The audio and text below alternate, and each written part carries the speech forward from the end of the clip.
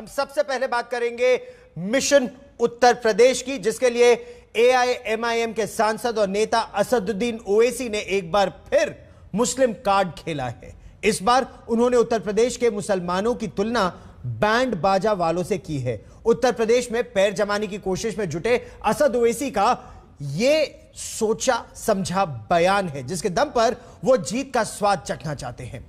उनके बैंड बाजा वाले बयान को लेकर तमाम विरोधियों ने उन पर जबरदस्त पलटवार भी किया है।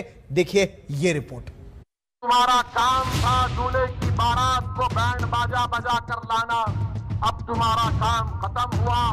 तुम बाहर रहोगे, किसी कोने में जाकर बैठ जाओ।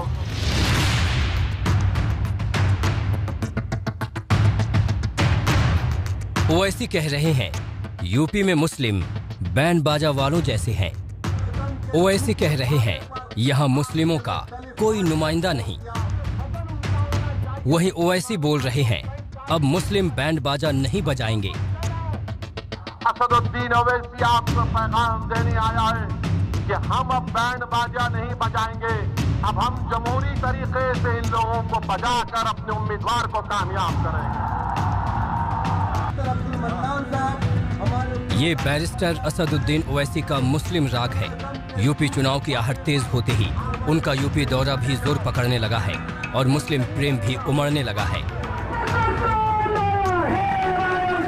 ओवैसी मजलिसें कर रहे हैं, लोगों के बीच पहुंच रहे हैं, एक जैसी जुबान बोल रहे हैं। वो खुद को मुस्लिमों का सबसे बड़ा हिमायती बता रहे हैं और विरोधियों को धोखेबाज।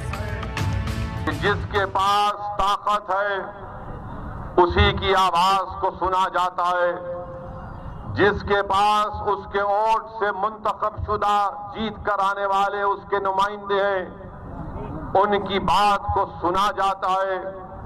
जिसके पास विधायक हैं उनके मसाइल को हल किया जाता है।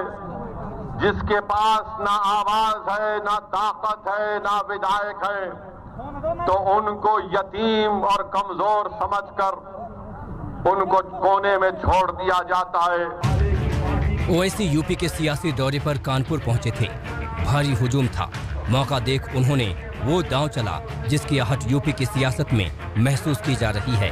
ओवैसी ने मुस्लिमों का हाल बैंड बाजे वालों जैसा करार दिया। अब उनका तर्क भी सुन लीजिए। और आपने देखा होगा कि शादी की बारात जब निकलती है दूल्हे के घर से, तो दूल्हा घोड़े पर होता है और सामने होते हैं बैंड बाजे वाले।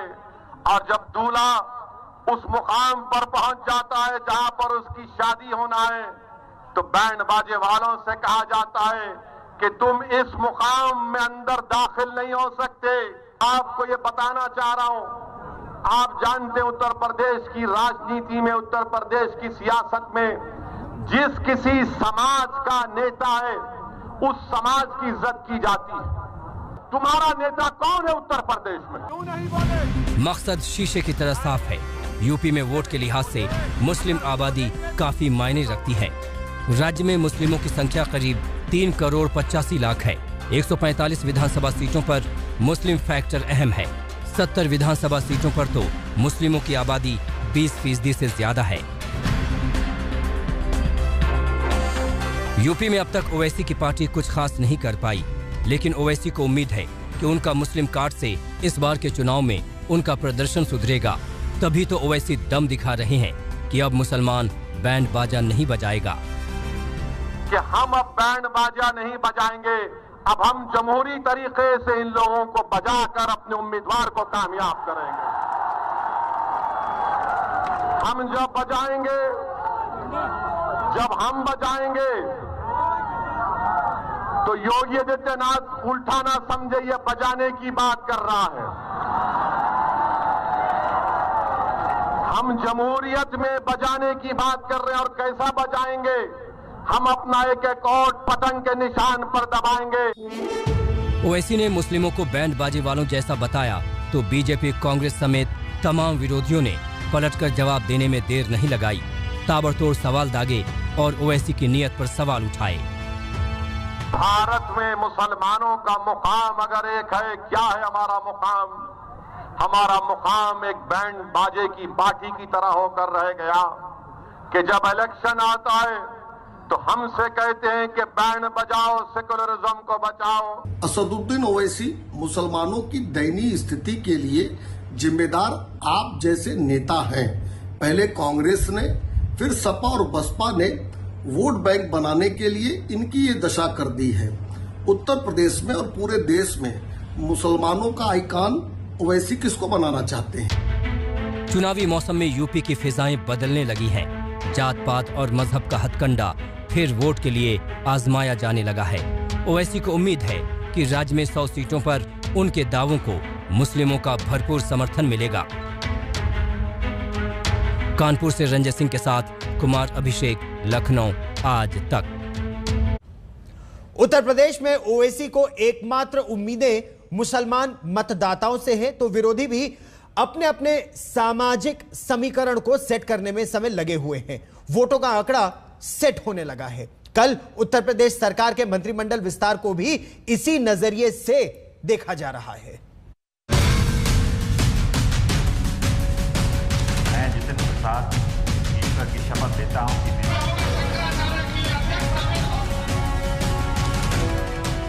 जाति धर्म का दांव सबसे मजबूत दांव है यूपी की सियासत में।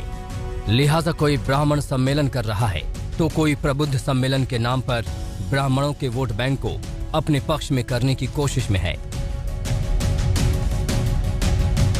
विरोधी योगी सरकार का मंत्रिमंडल का विस्तार भी उसी सियासत का एक हिस्सा मान रहे हैं। लंबे अरसे से इस बात की उम्मीद थी कि चुनावों से पहले यूपी के मंत्रिमंडल में कुछ बदलाव होगा। रविवार को हुआ भी। 7 नए मंत्रियों ने शपथ ली तो उनके सियासी मायने भी निकाले जाने लगे। आखिर क्यों? इसकी वजह बताएंगे, लेकिन सबसे पहले ये जान लीजिए कि किन चेहरों को मंत्रिमंडल में शामिल किया गया। जितेंद्र प्रसाद को ब्राह्मण और सवर्ण वोट को ध्यान में रखकर जगह मिली, तो ओबीसी से 3 चेहरे संगीता बलवंत बिंद, धर्मवीर प्रजापति और छत्रपाल गंगवार को मंत्री पद दिया गया। तो वहीं दलित वोटों को साधने के लिए पलटू राम, दिनेश खटिक और संजीव गोंड कैबिनेट में शामिल हुए। यानी बीजेपी ने एक ब्राह्मण, 3 ओबीसी और 3 मंत्रियों को दलित समुदाय से मंत्री बनाया। जितेंद्र प्रसाद कैबिनेट मंत्री बनाए गए, जबकि अन्य को राज्य मंत्री। तौर से जो हमारे आज 7 मंत्रिपरिषद के साथियों ने शपथ ली है, उसमें समाज के उन हिस्सों से आने वाले जिनको कभी कोई नहीं पूछता था, भारतीय जनता पार्टी ने उनको सम्मान दिया है, उनको स्थान दिया है, उनको मंत्रिपरिषद में जगह दिया है। विरोधी पूछ रहे हैं कि आखिर ऐसी क्या मजबूरी थी कि चुनाव से करीब 6 महीने पहले बीजेपी को मंत्रिमंडल विस्तार की याद आई। अब जरा यूपी के जातिगत आंकड़ों पर भी नजर दौड़ा लीजिए। यूपी में सबसे बड़ा वोट बैंक पिछड़ा वर्ग है। यादवों को मिलाकर करीब 40% आबादी ओबीसी की है, करीब 20% दलित हैं, मुस्लिम 19% हैं, ब्राह्मण करीब 13% हैं और ठाकुर 8.5% हैं। कल हुए मंत्रिमंडल विस्तार की बड़ी वजह जातिगत समीकरण को साधना बताई जा रही है। मैं जितेंद्र प्रसाद। ऐसा कहा जा रहा है कि यूपी में ब्राह्मण मतदाता बीजेपी से नाराज है और उस नाराजगी को दूर करने की एक कोशिश है जितेंद्र प्रसाद को मंत्री बनाया जाना। नहीं, मेरे लिए बहुत सम्मान की बात है और प्रयास यही रहेगा कि सबको, जहाँ समस्याएं हैं, जहाँ उत्पीड़न है, जहाँ कोई और बात है, पूरे लगन और प्रयास से मैंने कहा है मैं काम करूंगा और मुझे उम्मीद है कि मैं विश्वास पे खरा उतरूंगा। चुनावों से ठीक पहले मंत्री पद की जिम्मेदारी मिली तो नए नवेले मंत्रियों ने भरोसा जताया कि वो बचे वक्त में ही योजनाओं को धरातल तक पहुंचाएंगे। उनके साथ एक शिष्टाचार भेंट और उसके बाद में उन्होंने हम लोगों को एक सुझाव दिया है कि आपका जो भी विभाग आवंटित हो, उस विभाग के माध्यम से सरकार की योजनाएं जो है केंद्र की हो चाहे वो प्रदेश की हो, उन योजनाओं को आपके विभाग से जहां आम जन तक जो पहुंचाना उनको पहुंचाएं, सकारात्मक सोच के साथ जाएं और कोई भी उन योजनाओं से वंचित न रह जाए। हमारी पार्टी के जो कार्य और इस बड़ी खबर पर लगातार रहेगी नजर। एक छोटा सा ब्रेक, आप देखते रहिए आज तक। आज भारत बंद के दौरान उत्तर प्रदेश के कई शहरों में व्यापक प्रदर्शन हुआ। कई जगहों पर किसान सड़कों पर उतरे और कृषि कानूनों के खिलाफ नारेबाजी की।